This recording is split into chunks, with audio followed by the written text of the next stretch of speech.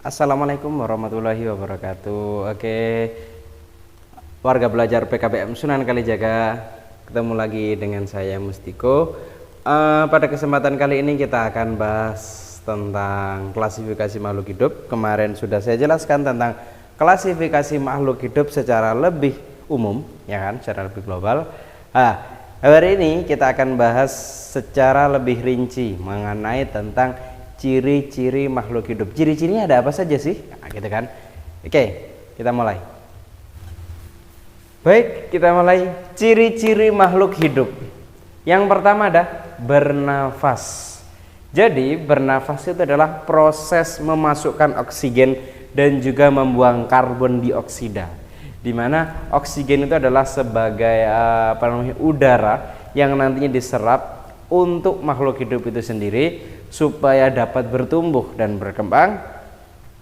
Dan setelah itu dalam makhluk hidup sendiri nantinya itu akan mengandung racun yang itu akan dibuang, disebutnya dengan karbon dioksida.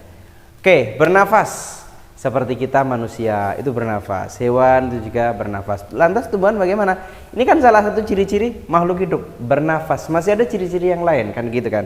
Oke, bernafas. Kalau misalkan kita sebagai manusia bernafas dengan paru-paru. Terus kalau misalkan hewan yang hidup di darat bernafas menggunakan paru-paru. Namun untuk hewan yang hidup di air itu bernafas menggunakan insang. Contohnya ikan.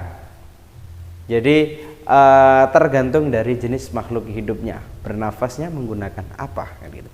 Lanjut yang kedua, bergerak. Yang dinamakan makhluk hidup itu pasti bisa bergerak kan gitu kan. Kita sebagai manusia makhluk hidup bisa bergerak, ya ini tangan saya bisa bergerak ya kan. Hewan itu juga bisa bergerak ya kan. Angin itu juga bisa bergerak. Loh, bergeraknya gimana ke angin? Mohon maaf, tumbuhan itu bisa bergerak. Loh, tumbuhan bergeraknya gimana? Nah, kalau misalkan kena angin itu kan bergerak, ya kan? Oke, jadi yang dinamakan makhluk hidup itu ciri-cirinya adalah bisa bernafas. Yang nomor 2 bisa bergerak. Kalau misalkan alat elektronik, HP bisa bergerak, ya. Sepeda motor bisa bergerak, ya. Kalau misalkan mesinnya nyala. Tapi ciri-ciri makhluk hidup itu tidak hanya sekedar bergerak, pasti di sini ada lagi yang lain kan gitu kan. Yang ketiga, membutuhkan nutrisi. Kita sebagai manusia itu membutuhkan nutrisi. Seperti apa? Makan. Butuh asupan, butuh makan, butuh minum dan lain sebagainya. Sama begitu juga dengan hewan, begitu juga dengan tumbuhan. Tumbuhan pun juga membutuhkan nutrisi. Butuh pupuk, butuh penyiraman ya kan, butuh juga fotosintesis sebagai kita tadi bernafas ya. Fotosintesis itu kan hasilkan oksigen. Jadi proses pertumbuhan dalam tumbuhan. Nah itu oleh karena itu yang dinamakan makhluk hidup pasti membutuhkan nutrisi. Kita sebagai manusia butuh makan dan minum, hewan juga seperti itu. Tumbuhan itu butuh penyiraman dengan air dan juga pupuk untuk bertumbuh, ya kan. Selanjutnya yang nomor 4 ada tumbuh dan berkembang. Lah ini yang membedakan misalkan mobil dengan makhluk hidup. Kalau misalkan makhluk hidup itu bisa tumbuh dan berkembang. Bayangkan kalau misalkan mobil, anggap saja mobil Avanza gitu aja ya.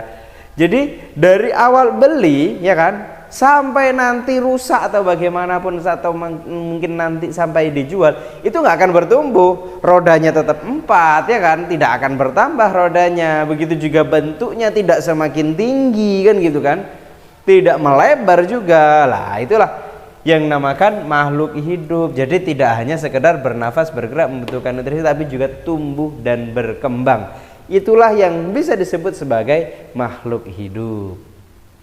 Yang selanjutnya ada berkembang biak. Makhluk hidup itu tidak akan selamanya hidup, pasti nanti ada kalanya mati. Oleh karena itu yang dinamakan makhluk hidup pasti itu ciri-cirinya adalah bisa bernapas, bergerak, membutuhkan nutrisi, tumbuh dan berkembang, dan juga berkembang biak. Dan berkembang biak ini dibagi lagi menjadi dua, ada generatif, ada vegetatif. Generatif itu yaitu generatif itu ketemunya sel sperma jantan dan juga sel sperma betina. Misalkan hewan unggas itu bertelur.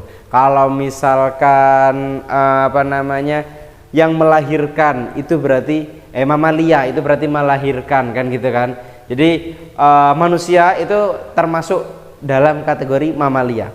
Dan selanjutnya ada tumbuhan yang bertumbuh bijinya kan gitu kan.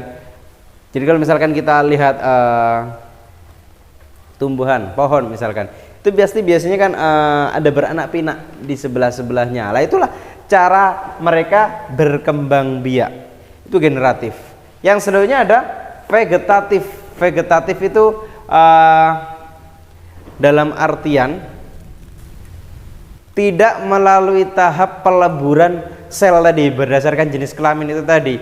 Jadi mereka dengan membelah diri, contohnya amuba. Kalau misalkan tumbuhan ya kan, itu ada yang hidupnya dicangkok, disetek ataupun ditempel. Lah itu merupakan dalam kategori ini berkembang biak secara vegetatif. Yang selanjutnya ada iritabilitas, peka terhadap rangsangan. Contoh, kalau misalkan kita itu dipegang itu pasti akan terasa. Lah itu namanya iritabilitas. Atau contoh lagi misalkan kalau misalkan ada hewan yang lewat di depan mata misalkan, hanya sekedar gini aja, itu tanpa sadar kita akan memejamkan mata. Karena apa? Takut kena mata. Lah itu namanya iritabilitas, peka terhadap rangsangan. Jadi gini, langsung memejamkan mata dulu. Atau kalau misalkan orang biasanya ini bersin, hajim, itu pasti memejamkan mata. Nggak ada hajim. Jarang orang bersin itu matanya terbelalak. Kebanyakan pasti memejamkan mata. Lah itu salah satu refleks atau iritabilitas, peka terhadap rangsangan. Yang selanjutnya adalah ekskresi. Ekskresi itu bagaimana sih? Mengeluarkan zat-zat sisa.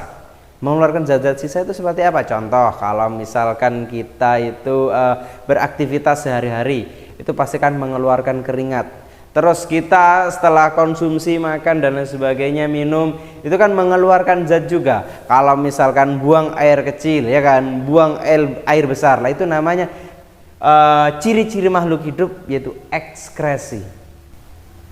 Kalau misalkan manusia, hewan itu bisa mengeluarkan keringat. Terus kalau tumbuhan gimana cara berekskresi, mengeluarkan zat-zat sisa? Jadi kalau tumbuhan biasanya mengeluarkan zat-zat sisanya itu melalui bagian stomata dan juga lentisel. Itu kalau misalkan nanti kita mau bahas lebih lanjut, bisa terkait dengan ekskresi pada tumbuhan. Yang selanjutnya ada adaptasi. Makhluk hidup itu pasti ciri-cirinya adalah bisa beradaptasi. Jadi adaptasi itu seperti apa? Contoh, ada hewan-hewan tertentu yang hidup pada lokasi atau wilayah tertentu.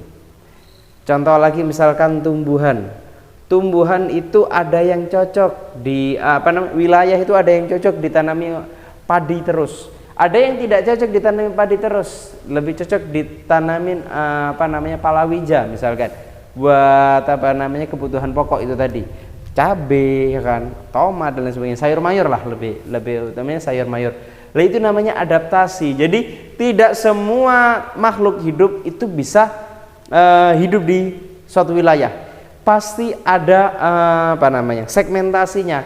Oh, contoh misalkan orang yang sudah biasa hidup di Indonesia itu pasti akan kaget ketika hidup di Jepang, di Korea ketika musim dingin, karena di sana ada musim dingin, ada musim semi. Kalau misalkan Indonesia iklimnya tropis, hanya panas dan dingin gitu aja. Jadi kalau di sana kalau misalkan dingin bisa sampai musim salju juga gitu. Jadi itu yang dinamakan adaptasi. Jadi ciri-ciri makhluk hidup itu ada bernafas, bergerak, membutuhkan nutrisi, tumbuh dan berkembang biak, iritabilitas, peka terhadap rangsangan, ekskresi, mengeluarkan zat-zat sisa, ya kan? Yang selanjutnya ada adaptasi, menyesuaikan dengan lingkungan, ya kan? Oke, jadi itu tadi tentang ciri-ciri makhluk hidup. Kita bertemu di materi yang akan datang. Sampai jumpa di video berikutnya. Wassalamualaikum warahmatullahi wabarakatuh.